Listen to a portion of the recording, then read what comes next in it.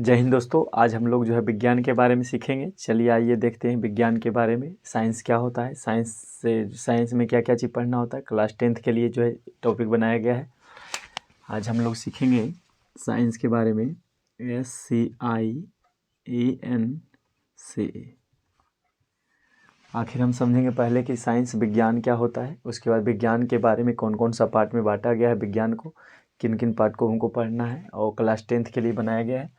Science जो है, science का शाब्दिक अर्थ होता है, साइंस का हिंदी होता है विज्ञान। साइंस का अर्थ क्या होता है? विज्ञान। साइंस का हिंदी हो गया विज्ञान। अब समझेंगे साइंस। पहले परिभाषा ही समझ लीजिए, डिफिनेशन। साइंस किसे कहते हैं? विज्ञान। मनुष्य के अवलोकनों एवं प्रयोगों से प्राप्त वास्तविक एवं क्रमबद्ध ज्ञान को क्या कहते हैं? विज्ञान कहते हैं। कहने का अर्थ हुआ कि विज्ञान एक वैसा शास्त्र है जिससे पढ़ने से हमें काफ़ी विशेष जानकारियाँ मिलती है और सत्यता के साथ प्रूफ होता है। उसको क्या कहते हैं? विज्ञान कहते हैं। अर्थात विशेष का अर्थ होता है, विज्ञान का शाब्दिक अर्थ बोलेंगे, विज्ञान का मतलब बी प्लस ज्ञान। विज्ञान दो शब्दों के मेल से बना है। पहला बी प्लस ज्ञान। बी का शाब्दिक अर्थ होता है विशेष ज्ञान। विशेष ज्ञान यानी जिस शास्त्र को पढ़ने से हमें विशेष जानकारियाँ मिलती है उसको क्या कहते हैं? विज्ञान कहते हैं। विज्ञान को बांटा गया है किन किन पार्ट में देखते हैं। तो विज्ञान को जो है 3 भाग में बांटा गया है। पहला का नाम, ऐसे तो मुख्य रूप से 2 ही भाग बांटा गया, लेकिन पहला इसमें पढ़ेंगे, विज्ञान में पढ़ेंगे पहला चैप्टर। पहला जो है विज्ञान का पहला बुक हमारा है फिजिक्स। PHYSICS। फिजिक्स का अर्थ होता है भौतिकी। फिजिक्स का मतलब क्या होता है? भौतिकी। दूसरा पार्ट हम समझेंगे, विज्ञान का दूसरा पार्ट है केमिस्ट्री। CHEMISTRY। केमिस्ट्री मतलब हो गया रसायन। केमिस्ट्री का मतलब हो गया रसायन। और तीसरा पार्ट पढ़ेंगे BIOLOGY। BIOLOGY।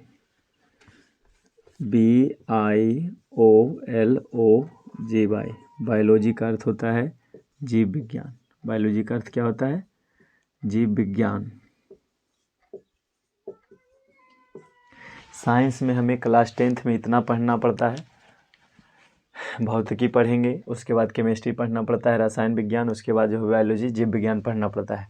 अब बारी बारी से समझेंगे। आज हम लोग खासकर फिजिक्स के बारे में ही पढ़ेंगे। पहला चैप्टर पढ़ेंगे प्रकाश का प्रवर्तन।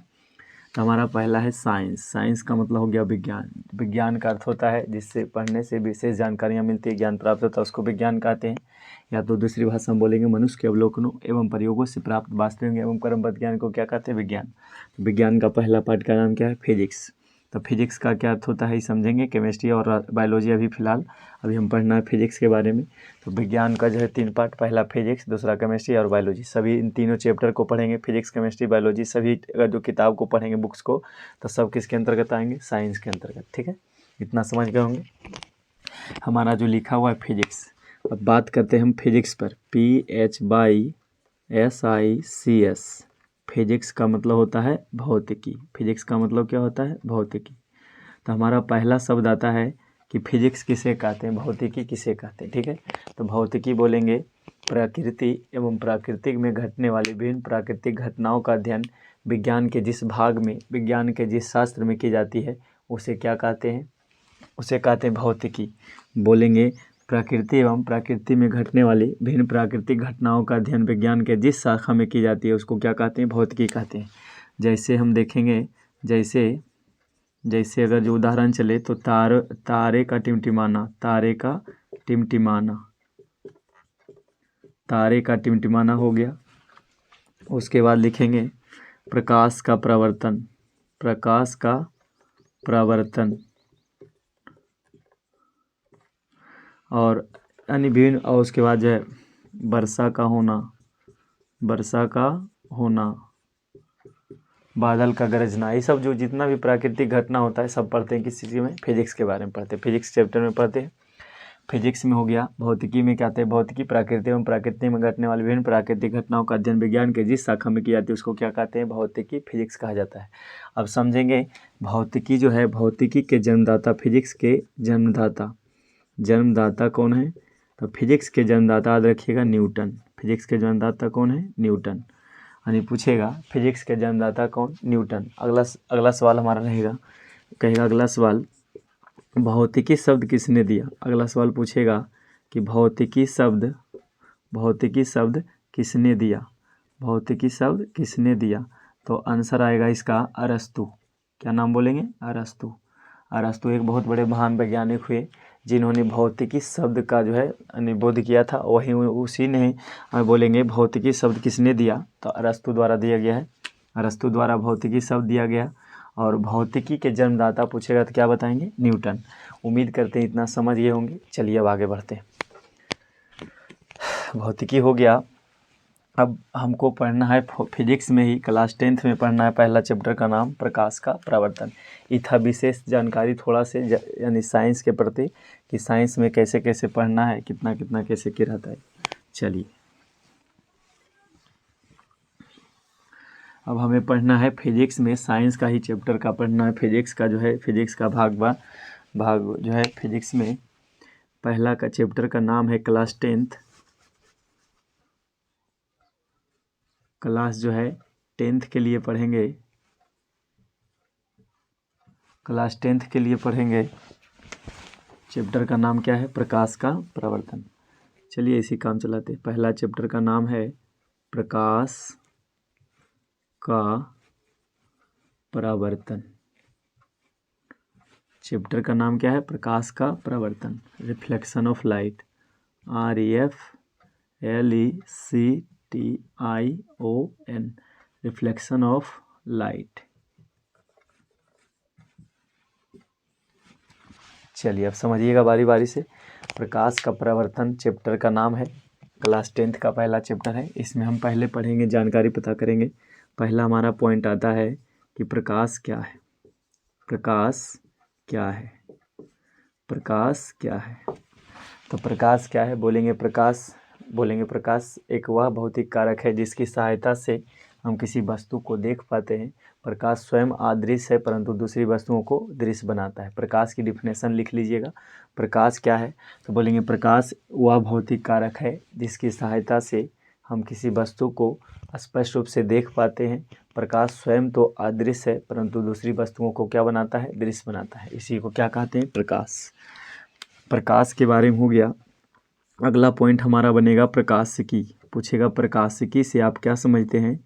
तो प्रकाशिकी क्या होता है, प्रकाशिकी के बारे में बोलेंगे विज्ञान के जिस शास्त्र में, विज्ञान के जिस भाग में प्रकाश के गुण, प्रकाश के जो है न कणों का प्रवाह और प्रकाश के जो है प्रकृति के बारे में अध्ययन करते हैं, उसी को क्या कहते हैं, गहन अध्ययन करना ही क्या कहलाता है, प्रकाशिकी कहलाता है। ठीक है।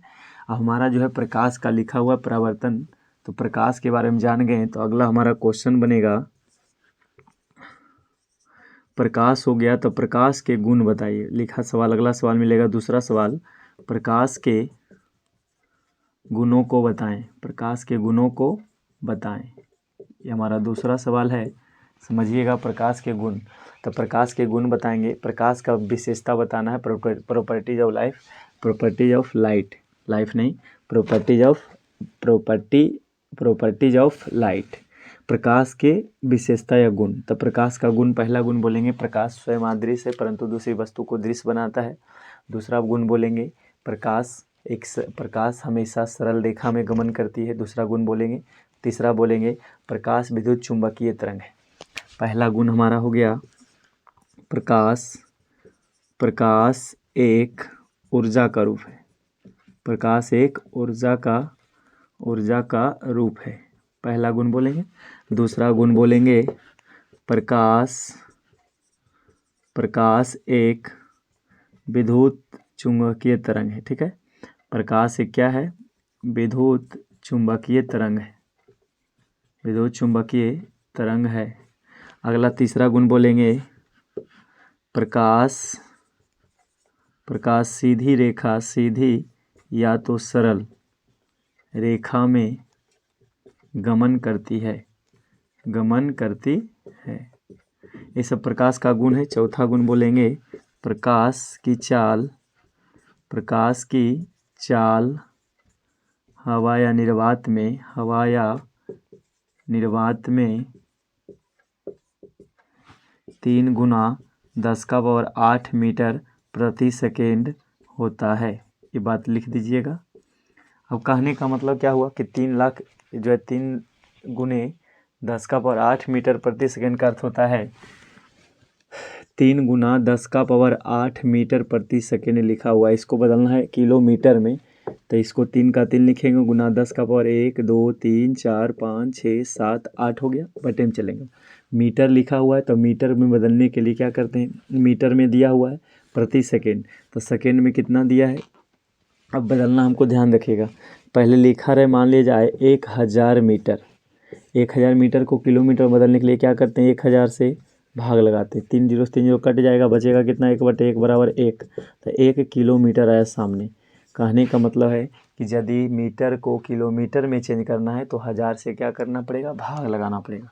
तो यदि हम 1000 से भाग लगाते हैं, इकाई दहाई सैकड़ा हज़ार हो गया, 1000 से भाग लगाएंगे तो 1 2 3 0 1 2 3 0 कट जाएगा, तो मेरे पास बचेगा 3 गुना 1 का यानी 1 2 3 4 5, 1 2 3 4 5 0 बच जाएगा, और गुना करेंगे 3 इकाई 3 और 1 2 3 4 5 0 लिख देंगे। अब गुना करेंगे, गिनती करेंगे, इकाई दहाई सैकड़ा हज़ार 10,000 लाख, कितना आया, 3 लाख आया। 3 लाख क्या आया, किलोमीटर में चेंज हो गया, और क्या चीज़ में, प्रति सेकेंड, 3 लाख किलोमीटर प्रति सेकेंड। यानी कहने का मतलब है, बोलेंगे प्रकाश हवा या निर्वात में प्रकाश की जो चाल होती है 3 गुना 10⁸ मीटर प्रति सेकेंड, अर्थात 3 लाख किलोमीटर प्रति सेकेंड होती है। कहने का मतलब है आँख झपकते ही प्रकाश कितनी दूरी तय करती है, 3 लाख किलोमीटर। चलिए इतना बात ध्यान रखिएगा। ये हमारा था प्रकाश का गुण। तो प्रकाश जो है, ये सब गुण लिख देंगे प्रकाश के बारे में, और बोलेंगे प्रकाश के गमन के लिए किसी माध्यम की आवश्यकता नहीं होती है। प्रकाश जो है बिना किसी माध्यम के भी, 5वां गुण लिख देंगे, प्रकाश बिना किसी माध्यम के भी क्या कर सकता है, गमन कर सकता है। चलिए इतना बात लिख दीजिएगा, प्रकाश का गुण है। और प्रकाश बोलेंगे, प्रकाश विद्युत चुंबकीय तरंग तो हो गया, एक है प्रकाश अनुप्रस्थ तरंग है, इसका तरंग काफ़ी छोटा होता है। प्रकाश क्या है, अनुप्रस्थ तरंग है, अनुप्रस्थ का होता है, अनुप्रस्थ का मतलब सीधा सीधा, अनुदैर्ध्य एक रहेगा अनुप्रस्थ, एक अनुदैर्ध्य। तो अनुदैर्ध्य जो होता है थोड़ा से इस तरह रोटेट में चलेगा, अनुप्रस्थ सीधा भागेगा, ठीक है। तो इतना बात लिख दीजिएगा, प्रकाश का गुण हो गया, ठीक है। चलिए हमारा अगला टॉपिक हमारा है, सवाल आएगा प्रकाश के गमन की दृष्टि से। अगला क्वेश्चन है प्रकाश के उद्गम या गमन लिख देते हैं, उद्गम की दृष्टि से, प्रकाश के उद्गम की दृष्टि से वस्तु के प्रकार,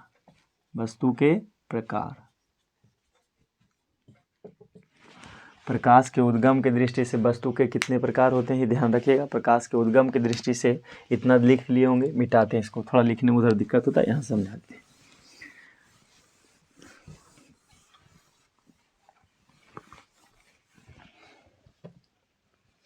चलिए अब समझिएगा कि पूछेगा सवाल कि प्रकाश के उद्गम की दृष्टि से वस्तु के प्रकार बताइए। उद्गम कौन दृष्टि से, उद्गम की दृष्टि से, प्रकाश के उद्गम की दृष्टि से, वस्तु के प्रकार, चलिए इसमें बताएंगे। प्रकाश के उद्गम की दृष्टि से वस्तुएं जो है 2 प्रकार की होती है। पहला का नाम बोलेंगे, उद्गम का मतलब होता है उद्गम का मतलब उत्पन्न, उत्पन्न का मतलब होता है वो जो है स्वयं उत्पन्न कर सकती है। तो पहला का नाम बोलेंगे, पहला बोलेंगे दीप्त वस्तुएं। कौन वस्तुएं, दीप्त वस्तुएं। दीप्त वस्तुएं क्या होता है समझिएगा, इसी के अंतर्गत आता है स्वादीप्त वस्तुएं। दीप्त को बोला जाता है, दीप्त का दूसरा नाम प्रदीप्त वस्तुएं बोलते हैं। दीप्त को क्या बोल सकते हैं, प्रदीप्त वस्तुएं, ल्यूमिनियस थिंग है, ठीक है। अब ध्यान रखिए, बोलेंगे प्रकाश के उद्गम के दृष्टि से वस्तुएं 2 प्रकार की होती हैं। पहला का नाम दीप्त वस्तुएं, दूसरा का नाम अदीप्त वस्तुएं। कौन सा, दूसरा हो गया अदीप्त वस्तुएं। चलिए अब दोनों का एग्जाम्पल समझिए, उदाहरण डिफिनेशन। बोलेंगे दीप्त वस्तुएं, बोलेंगे वैसी वस्तुएं जिनसे प्रकाश की किरणें निकलती हो उसे दीप्त वस्तुएं कहा जाता है। जिन वस्तुओं से प्रकाश की किरणें निकलती है उन्हें दीप्त वस्तु कहा जाता है। जैसे इसका एग्जाम्पल लिख चले हम मोमबत्ती, जैसे क्या चले हम मोमबत्ती, तो क्या मोमबत्ती से प्रकाश की किरणें निकलती है, तो हाँ, प्रकाश की किरणें जिनसे निकले उसको कहेंगे दीप्त वस्तुएं। अगला हम बात करें टॉर्च, तो टॉर्च भी क्या हमारा है, प्रकाश के दीप्त वस्तुएं हो गया। अगला हमारा बात करें दीपक, तो दीपक भी कैसा वस्तु है, प्रकाश के जो है इसके किरण निकलती है, तो जिनसे प्रकाश की किरणें निकल सकती है उसको कहते हैं दीप्त वस्तुएं। अगला है स्वादीप्त वस्तुएं। स्वादीप्त क्या होता है, बोलेंगे जिन वस्तुओं से प्रकाश की किरणें स्वयं निकलती है उसे स्वादीप्त वस्तुएं कहा जाता है। जैसे में हमारा हो गया सूर्य, सूर्य के पास अपना खुद का प्रकाश है, स्वयं निकलता है, इसीलिए उसको कहते हैं स्वादीप्त वस्तुएं। अगला इसी में कहेंगे तारा। तारा क्या है, स्वादीप्त वस्तुओं के अंतर्गत आएगी, क्योंकि जिन वस्तुओं से प्रकाश की किरणें स्वयं निकलती हो उन्हें कहते हैं स्वादीप्त वस्तुएं। अगला हमारा है सूर्य हो गया। अदीप्त वस्तुएं क्या होती है, जिन वस्तुओं से प्रकाश की किरणें। अदीप्त वस्तुएं क्या होता है, जिन वस्तुओं से, बोलेंगे जिन वस्तुओं से प्रकाश की किरणें, जिन वस्तुओं से, डिफिनेशन समझ लीजिए, इसे लिखने में बहुत टाइम लग जाएगा, लॉन्ग वीडियो हो जाएगा। जिन वस्तुओं से प्रकाश की किरणें स्वयं नहीं निकलती है, या तो जिन वस्तुओं से प्रकाश की किरणें नहीं निकलती है उन्हें क्या बोलते हैं, अदीप्त वस्तुएं। जैसे में हम एग्जाम्पल चलें, जैसे यदि हम लिख दें पत्थर, क्या लिख देंगे, पत्थर। पत्थर क्या है, अदीप्त वस्तुएं हैं। जिन वस्तुओं से प्रकाश की किरणें नहीं निकलती, तो क्या पत्थर से प्रकाश की किरणें निकलेगी, नहीं, तो ये क्या कहलाएगा, अदीप्त वस्तुएं। अगला हम बात करें, यदि पत्थर के बाद ईंट की बात करें, तो ईंट क्या हमारा है, अदीप्त वस्तुएं। क्यों, क्योंकि ईंट से प्रकाश की किरणें नहीं निकलती है। तो अर्थात कहने का मतलब हुआ कि जिन वस्तु से प्रकाश की किरण निकले उसको कहते हैं दीप्त वस्तु, जिनसे स्वयं निकले स्वादीप्त वस्तु, और जिनसे कुछ भी ना निकले उसको कहेंगे अदीप्त वस्तु। ये हमारा था प्रकाश के उद्गम की दृष्टि से, प्रकाश कैसे निकलता है, तो उद्गम की दृष्टि, उद्गम का मतलब होता है उत्पन्न, तो प्रकाश के उत्पन्न की दृष्टि से कई प्रकार के वस्तु, 2 प्रकार के, इसी में आएगा दीप्त। दीप्त के अंतर्गत आते हैं कौन, स्वादीप्त। चलिए इतना समझ गए होंगे। अगला हमारा क्वेश्चन रहेगा प्रकाश के गमन की दृष्टि से। अगला यहाँ लिख देते हैं। अगला हमारा क्वेश्चन है प्रकाश के गमन की दृष्टि से, गमन की दृष्टि से, प्रकाश के गमन की दृष्टि से वस्तु के प्रकार। तो बोलेंगे प्रकाश के गमन की दृष्टि से वस्तुएं 3 प्रकार की होती है। कै प्रकार की, 3 प्रकार की। तो पहला का नाम हम लेते हैं, प्रकाश के गमन की दृष्टि से वस्तु 3 प्रकार की होती है। पहला का नाम, पहला बोलेंगे पारदर्शी। क्या बोलेंगे, पारदर्शी बोलिए या तो पारदर्शक बोलिए, ठीक है, पारदर्शी या तो पारदर्शक। दूसरा बोलेंगे अल्प पारदर्शक।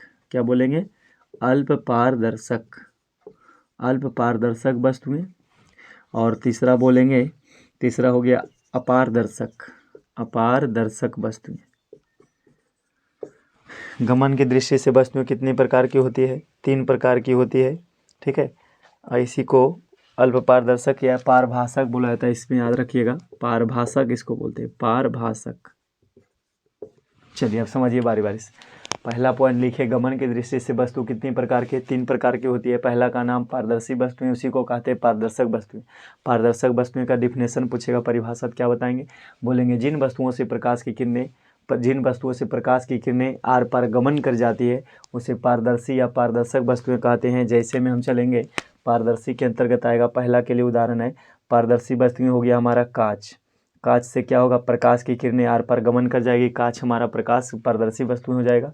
कांच के बाद हो गया लेंस। लेंस का मतलब चश्मा। तो हमारा जो लेंस है प्रकाश के जो है क्या है, पारदर्शी वस्तुएं हैं। अगला हमारा कांच लेंस हो गया। एक हो गया अभ्रक। तो अभ्रक क्या है, ये हो गया पारदर्शी वस्तु। जिन वस्तुओं से प्रकाश की किरणें आर पार गमन कर जाती है उसको क्या कहेंगे, पारदर्शी वस्तुएं कहते हैं। जैसे में एक और लेते हैं एग्जाम्पल, समझ गए होंगे, मोमबत्ती दीपक का। अगला जो हमारा है पारदर्शी वस्तुएं, जिन वस्तुओं से प्रकाश की किरणें आर पार गमन कर जाती है उसे पारदर्शी वस्तुएं कहा जाता है। जैसे में हम चलेंगे पारदर्शी में जैसे चलेंगे, जैसे में हो गया शीशा, शीशा हो जाएगा, शीशा हो गया, कांच हो गया, कांच और शीशा एक ही आता है। उसके बाद हो गया लेंस, ये हमारा क्या है, पारदर्शी वस्तु है, पहला के लिए। दूसरा उदाहरण, दूसरा सवाल क्या कहता है, अगला बोलेगा कि अल्प पारदर्शी या पारभाषक किसे कहते हैं। तो बोलेंगे जिन वस्तुओं से प्रकाश की किरणें अल्प मात्रा में गमन करती है, जिन वस्तुओं से प्रकाश की किरणें अल्प मात्रा में गमन करती है उसे पारदर्शक या तो पारभाषक वस्तुएं कहा जाता है। जैसे में हम बोलेंगे तेल लगा हुआ कागज़, तेल लगा कागज़, तेल लगा क्या चीज़ बोलेंगे, कागज़। तेल लगा कागज़ क्या है, अल्प पारदर्शक है। अल्प का मतलब आधा लाइट पार करेगा, जब ऐसे टॉर्च मारेंगे तो आधा लाइट पार करेगा, उसको कहेंगे अल्प पारदर्शक। तो जैसे में तेल लगा हुआ कागज़। अगला बोलेंगे घिसा हुआ कांच, घिसा हुआ कांच। घिसा हुआ कांच हमारा किस वस्तु के अंतर्गत आएगा, तो बोलेंगे घिसा हुआ कांच। तेल लगा हुआ जो है कागज़, ये हमारा होगा अल्प पारदर्शक वस्तुएं, या तो इसको बोलेंगे पारभाषक। अपारभाषक नहीं, पारभाषक बोलते हैं इसको, याद रखिएगा। अल्प पारदर्शक का दूसरा नाम, अल्प पारदर्शक का दूसरा नाम पारभाषक है। तो बोलेंगे जिन वस्तुओं से प्रकाश की किरणें अल्प मात्रा में गमन करती है उन्हें पारभाषक या अल्प पारदर्शक वस्तुएं कहा जाता है। जैसे हम बोलेंगे तेल लगा हुआ कागज़, उसके बाद घिसा हुआ कांच, ये हमारा किसके अंतर्गत आएगा, अल्प पारदर्शक। एक बच गया हमारा अपारदर्शक वस्तुएं। तो अपारदर्शक वस्तुएं बोलेंगे जिन वस्तुओं से प्रकाश की किरणें आर पार गमन नहीं करती है उन्हें क्या कहते हैं, अपारदर्शक वस्तुएं कहा जाता है। जैसे हम बोलेंगे तीसरा के लिए बोलेंगे अपारदर्शक के लिए, जैसे एग्जाम्पल बोलेंगे, जैसे हमारा हो गया ईंट। तो ईंट क्या है, अपारदर्शक वस्तु है। ईंट को यदि हम लाइट मारेंगे इस पार से उस पार तो नहीं जाएगा, इसीलिए अपारदर्शक वस्तु हो गया। दूसरा बोलेंगे पत्थर।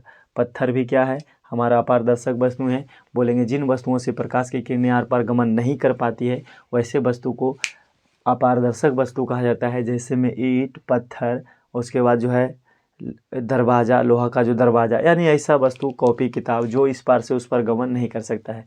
ये हमारा था अल्प पारदर्शक वस्तुएं। चलिए इतना समझ गए होंगे, आशा करते इतना समझ गए होंगे। देखिए प्रकाश का प्रवर्तन चैप्टर का जो नाम है, अभी प्रकाश का प्रवर्तन शुरू नहीं हुआ है। देखिए आप हौसला को बनाए रखना पड़ेगा आपको। पढ़ने के लिए जो है थोड़ा जज्बा जुनून की ज़रूरत होती है, कुछ कुछ समझने के लिए थोड़ा बहुत जो हौसला की ज़रूरत होती है। हर चीज़ शिक्षक नहीं समझा पाएंगे जब तक आप अपने से मेहनत नहीं कीजिएगा। कोशिश करते रहिए, हम विश्वास दिलाते हैं कि आपको जो है जो भी बात दिक्कत सिक्कत लगता है उसको हम समझाने का प्रयास करेंगे। तो हमारा प्रकाश का प्रवर्तन से संबंधित इतना क्वेश्चन आया, और कुछ क्वेश्चन आएगा जो अगले पार्ट में हम डाल देंगे। वीडियो लॉन्ग हो जाने के कारण कोई देखना पसंद नहीं करते, इसलिए इतना ही रहने दीजिए आज के सेशन में। हमारा क्या है, प्रकाश का प्रवर्तन। अगला टॉपिक में हम प्रकाश का प्रवर्तन के डिफिनेशन समझाएंगे। ये पार्ट 1 वीडियो था प्रकाश का प्रवर्तन साइंस का। इसमें मेन ध्यान रखना है कि रिफ्लेक्शन ऑफ लाइट होता है उद्गम की दृष्टि से वस्तु कितने प्रकार के, 2 प्रकार की होती है। पहला दीप्त वस्तुएं, दूसरा अदीप्त वस्तुएं। दीप्त वस्तुएं बोलेंगे परिभाषा कि जिन वस्तुओं से प्रकाश की किरणें निकलती हो उसको दीप्त वस्तु कहते हैं, और जिनसे स्वयं निकलती हो उसे स्वादीप्त वस्तु कहा जाता है। जैसे में हो गया सूर्य, जैसे में तारा। प्रादीप्त इसी को कहा जाता है। अगला बोलेंगे अदीप्त वस्तुएं किसे कहते हैं, तो जिन वस्तुओं से प्रकाश की किरणें नहीं निकलती हो अदीप्त वस्तुएं कहलाता है। जैसे में जिन वस्तु बोलेंगे, जैसे हम बोलेंगे पत्थर, ईंट। अगला हमारा आएगा गमन की दृष्टि से। ई था उद्गम की दृष्टि से, अब अगला जो क्वेश्चन आएगा गमन की दृष्टि से वस्तु बताइए। प्रकाश के गमन की दृष्टि से वस्तु कितने प्रकार की होती है, तो बोलेंगे प्रकाश के गमन की दृष्टि से वस्तुएं 3 प्रकार की होती है।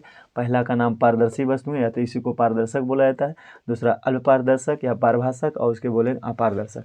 इतना हमारा था आज के लिए, इतना ही, और फिर मिलते हैं। आप अपना ख्याल रखिए जो है, और अगर जो वीडियो अच्छा लगता हो तो लोगों को शेयर कीजिए, और यदि आप मेरे चैनल पर पहली बार आए हैं तो चैनल को सब्सक्राइब कीजिए। और कोशिश करेंगे हर रोज़ हम आपको नया नया वीडियो जो है मिलाते रहेंगे, वीडियो को अवगत कराते रहेंगे, और कोशिश करेंगे कि आपका जो है किसी तरह से जो है न कोई भी गड़बड़ी ना हो। साइंस में जितना भी दिक्कत प्रॉब्लम है उसको दूर कर देंगे हम। बाकी अपना ख्याल रखिए। जय हिंद, फिर मिलते हैं आपसे।